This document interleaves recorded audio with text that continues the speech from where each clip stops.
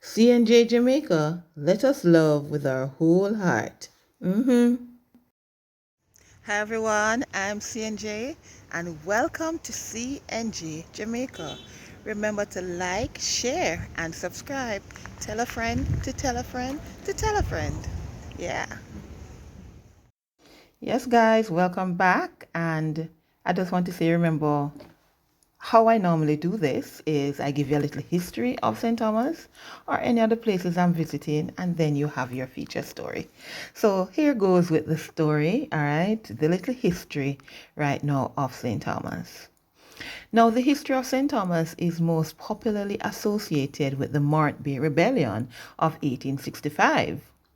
And the thing is, guys, this changed the way the island of Jamaica was governed, as there was a shift from the representative House of Assembly to Crown Colony government.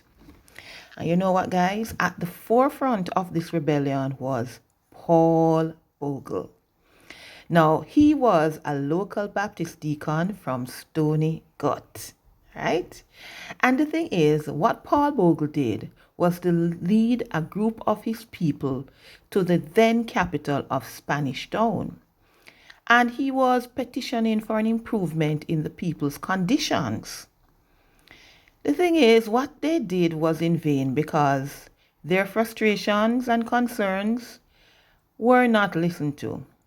Uh, no official would see them, even though they marched all that way. No official would see them, and this action contributed to the rebellion, which took place in 1865, October 11th.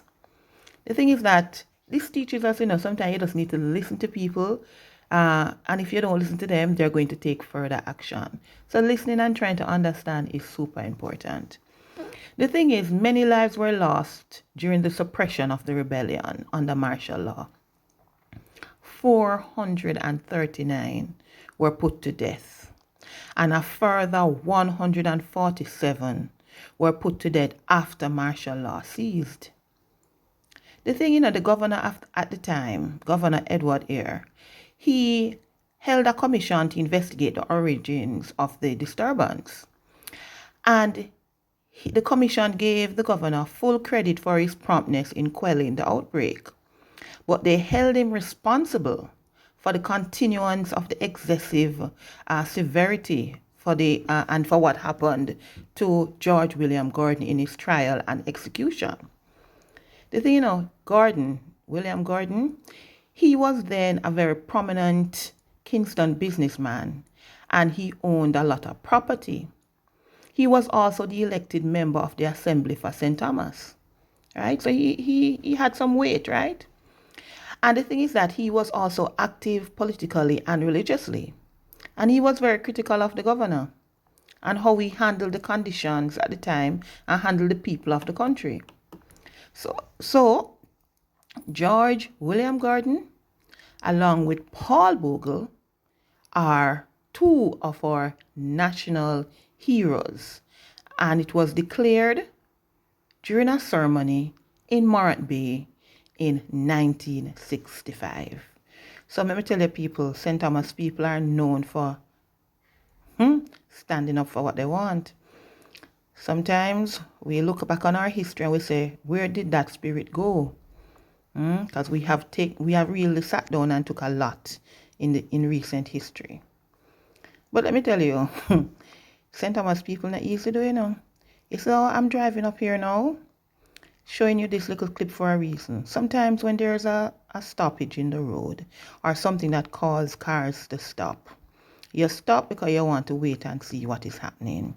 Like in this instance, there was a truck and they were actually digging up the road, so we had to wait. But you have some persons who don't wait. They will cause traffic jam because they believe that you stop for no reason. And here goes this taxi man. He doesn't care if there's oncoming traffic coming. And the thing is that one fool makes many, because here comes a bus. You know what I liked about this?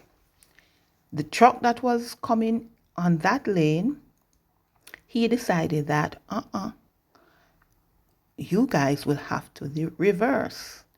And that is exactly what took place. There are sometimes when you're being a bully and another bully is a bigger bully than you. Anyhow, guys, look at that. let's stop. Let us go to Albion right now, to Grantspen actually. The Grantspen community in St. Thomas, they say are to reap some economic benefits because of the development of the Southern Coastal Highway Improvement Project.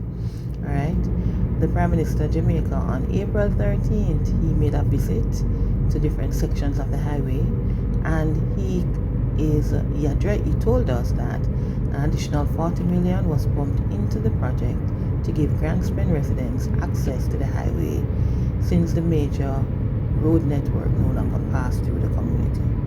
So many of us, we passed through, we drove through Grantspen, sometimes without stopping, sometimes without even looking or even thinking about that community for so many years, and now we bypass them. The thing is, Grantspen now, nobody goes there unless you live there, and that's rightfully so, right?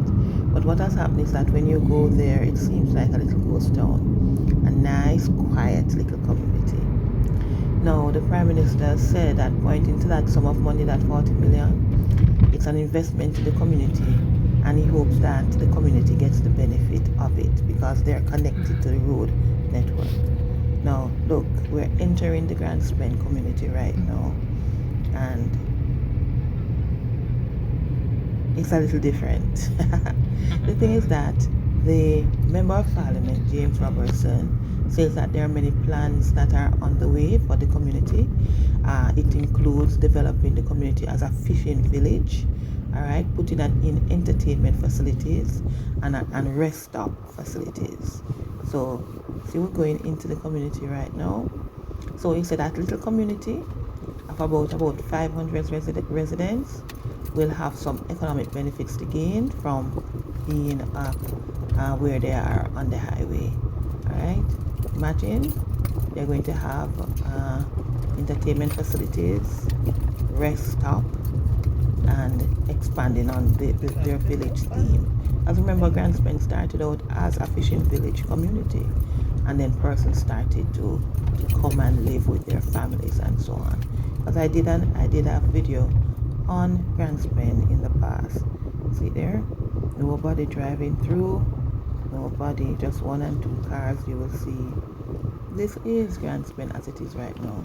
So I want you to check me out next week. Next week I'm going to be speaking to some persons within the community to find out if these improvement plans, what they think about them. Do they think that they will actually occur? Because the objective of the project is to improve the alignment, all right, and to ensure that the people remain safe and that they are not cut off from everything else, all right.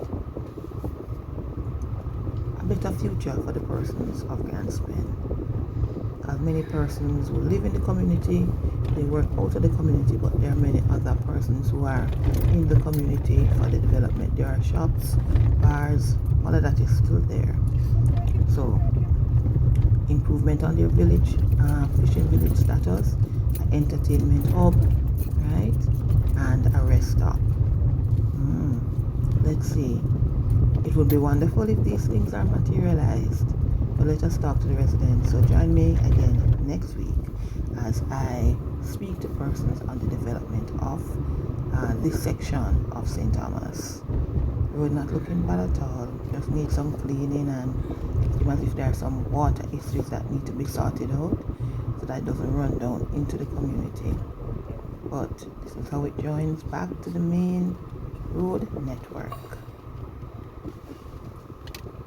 St. Thomas for you. See you guys next week as I continue looking on different areas of St. Thomas. Remember, if you want me to look on a particular section of the parish, please do not hesitate to leave a comment in the chat. Remember to like, share, and subscribe to CNJ Jamaica. I try to bring you the content that you ask for. So listen out for those interviews next week. CNJ Jamaica. Bye everyone.